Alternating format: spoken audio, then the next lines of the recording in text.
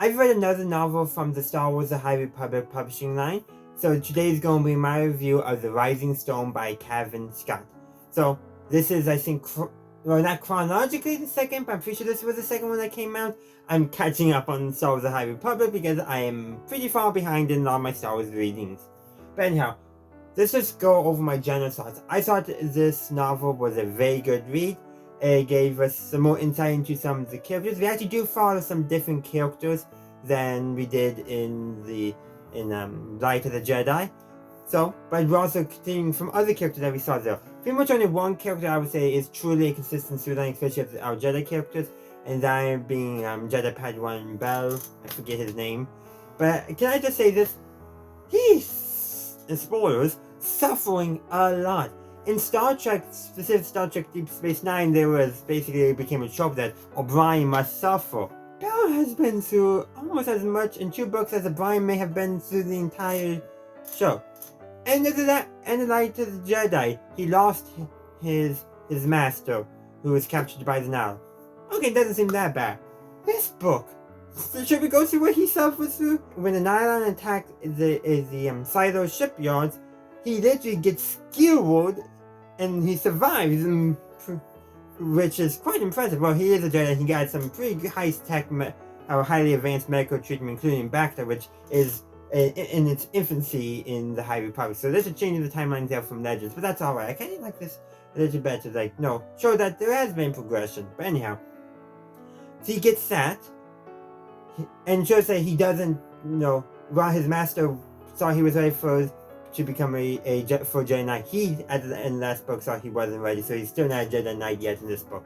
But anyhow, so he gets skewered in his gut, so a belly wound, miraculous that he survived. Then, on Valor, literally during the High Republic with the Nihilo attack, he's literally almost drowns. He gets pinned a couple of times by Metal, saving other people. Like, he's gone through a lot there. Yeah. A lot. And then, he nearly... Oh, not to mention when they're escaping the ship that's sinking, he literally is holding on the outside of his shutter because he was using the Force to help open the door. Open the door, whether help hold something. Whatever, he was using the Force to help them, the group that he was with, survive to get out of the sinking ship and the shuttle. So yeah, he was holding on the outside, so not fun for him. Let's see, then at the end of the book, where do we begin? Oh, I think he also gets injured somehow again, but now and then. Okay, he finds out his master is still alive. That's good for him. Then he watches his master get turned to a petrified dust right before his eyes. Yeah, he's not in a good mental state. Like, literally, I'm surprised when I read it at the end when that happened, because that's at the very end. Like, literally. I'm just making sure I got it right. Yeah, so it's literally, quote, Bell Zettifar was curled up in a bar sobbing gently. You might as well just say he was in the fetal position. Like, he has been through a lot. And no wonder he basically finally cracks. He needs some serious mental help, and hopefully he will get that. Also, I may need some mental health help too, so Stanley Ghost, Jedi Master on the council, he might have 2 charges he's looking after, he wants to look after now. But anyhow, it's just crazy how much Bell has been through in, a year? And who knows what other stuff he's been through that we hadn't seen, that wasn't told in the book. He's been through a lot. He is suffering a lot. But like I said, what happened to his master, remind me very much of all the, Jedi and Sith on Malachor that we saw in an episode of Star Wars Rebels. Cause seems to be different, but still somehow connected to the dark side of the Force. But I gotta say, the similarities there, petrified statues of dust that when you touch they just fall apart. Yeah, I could see that. I see a similarity there, and there might be. There just might be. Also, can I just say, for some reason, I pictured Bell being vaguely similar to Cal Kestis. What? Maybe because I was recently replaying Star Wars Jedi Fallen Order, which I still need to do my stream of, which is gonna happen soon. Just kept on getting delayed each day. I wanted to do it. This thing came up, but anyhow, what? Like, I don't know why I just picture him, but not red hair, just blonde. I don't know why, but similar. I don't know why. And then his master, the Twi'lek, Loden Greatstorm, yeah. I always picture him as a Twi'lek version of Cal's master. His name I forgot. Why? I don't know. But anyhow, like, why? I don't know. Maybe it's because the way they describe him makes me think that, you know, Bell has a nice big master, and then Bell's suffering. You know, Cal suffered a lot. Like, literally, the scene where Cal's in the skate pod plummeting to Zephyr all by himself after he witnessed his master murdered by the clone troopers during Order 66 right before his eyes. Yeah, he was caught up in the ball crying as well. Not quite the same, and he was more scream crying, but still. I can see why I got those similarities. But actually, I got those similarities long before we got to that scene. But I spent probably a good 5 minutes just talking about Bell, who probably actually might be my favorite character. Probably because he reminds me of Cal and he's young, you know, close to my age-ish. So maybe that's why, I don't know. But there's so much going on. Like, we meet a former Jedi, and why she's left the Order still left a mystery, but somehow connected to trauma. But because of everything with Sinala and the attack on the Republic fair on Valor, she gets roped back into Jedi stuff. Go figure. And basically, the more she's hanging around the Jedi, the more she's behaving like the Jedi. Which makes some sense, but you can tell something caused her to leave the Order. We don't know what yet, though Elzar Mann does have an insight because of a force bond they did to, well, help him because he had to tap into the because he did tap into the dark side in a moment of desperation, which he recognizes that he did, and that he'll need to have some serious help with all this. And also, his friend, Stellan Gross, also recognizes that he's going to need, when this stuff with now is done, Elzar is going to need a nice, good retreat and relaxation and recentering. So you know what? His friend is looking out for him, so this is not the Jedi of the prequel trilogy. These Jedi, like, if a Jedi openly used the dark side, I think the prequel Jedi, well, during the Clone Wars, they might have looked the other way, but would they have helped him? Oh, and I'm using him because, come on, Anakin. But yeah. But Elzar Mann, like, it's clearly stated that the Jedi know that when things are done, they have to help him. So that's already a different thing set up. Granted, we'll get more inside knowledge, but still. There's so much going on though, but going back with this former Jedi character, Tai, like, she literally was dragged in because she works as a mercenary, but she never goes after intelligence, only, you know, animal beasts that are threatening communities. So while she's working as a mercenary, as a bounty hunter, part of the Jedi still rubs off her. She does not want to take a sentient life. Granted, I think if she were more around Jedi, she may even, how she interacts with beasts and animals may change as well. But she recognizes that, great, they're rubbing off on me. And she just keeps, and she doesn't keep, and every time, she's had multiple opportunities to leave, and she just keeps on sticking around. But I hope we learn more about her backstory, because she seems like a very interesting character. You know, a rogue force user, but who's not turning to the dark side. Don't get that too much, because, you know, once you tap in, it can be very intoxicating. And so really, you know what would be a very fun Star Wars story? Doesn't have to be a canon story, but a Star Wars Dark Side Anonymous. I'm just saying. There's a lot of other things we could really talk about the now.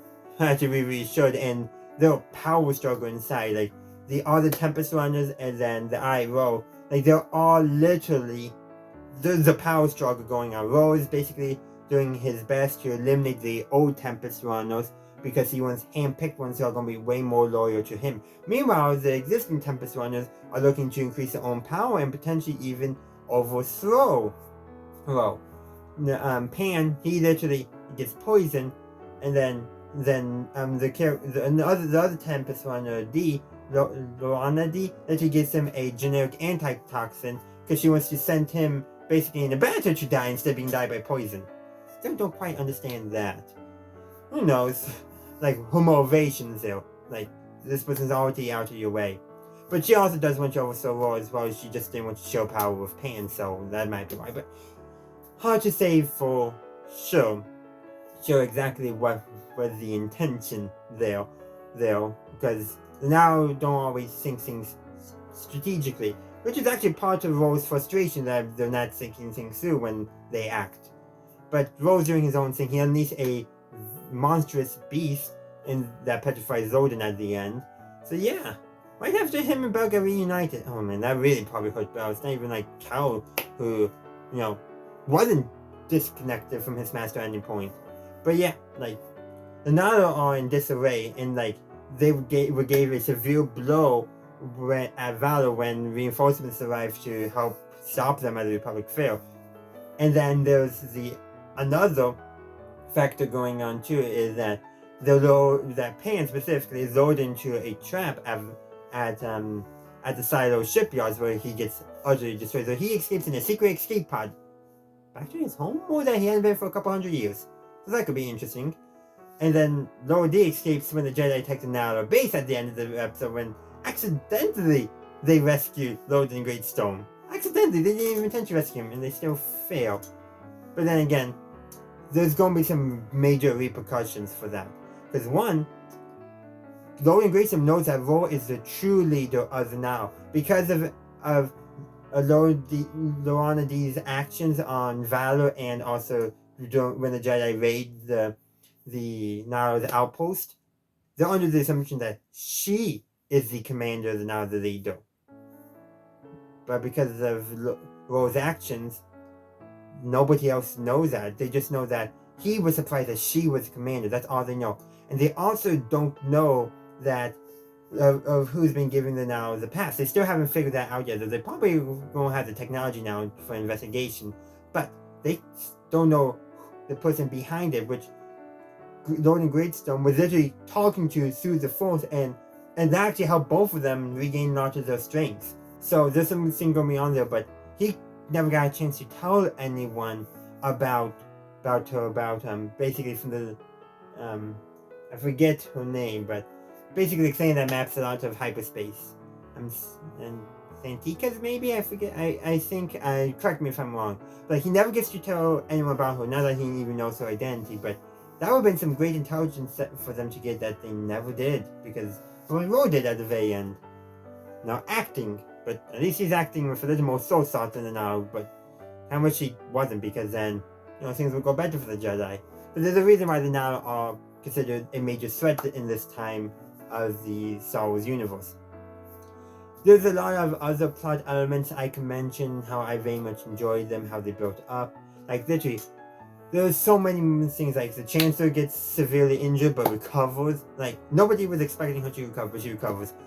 And I think a part of that literary rise is to show that she has a great form of character, that she can recover from very serious injuries. Following on that note, all you need is a great character, and you can a great moral character, and you can shrug almost everything off. I think kind of alluding to that. But I gotta just say, her two pets are vicious, and you don't want to get on the bad side. And plenty of now got on the bad side. Also, Stan Ghost, he definitely formed a warrior's bond with the captain of the guard for the Queen of the Chugutas. So, a warrior bond that you can only get in battle. And I have a feeling, because lots of the Togujans' government is like, they're not wanting to actually join up with the Republic. But the Queen, and I'm thinking the captains of the guard are too, like, hey, we saw what the Jedi were doing on the ground. We saw what the Republic was doing. They have good intentions at heart. They're going to be probably the strongest advocates. But I do kind of like how, those connections are being formed, those people connections that are hoping to make the galaxy a better, stronger place. Though, oddly enough, if the Republic kind of stayed where it was at the start of this film, probably would have a novel, way back in the prequel trilogy, or earlier, when the prequel trilogy gets into timeline, probably would have had a way harder time actually taking over the galaxy. I'm just saying. But yeah, what else is to mention besides, it is a very good read. I mentioned a lot of the plot points I like, how they inform characters and all that.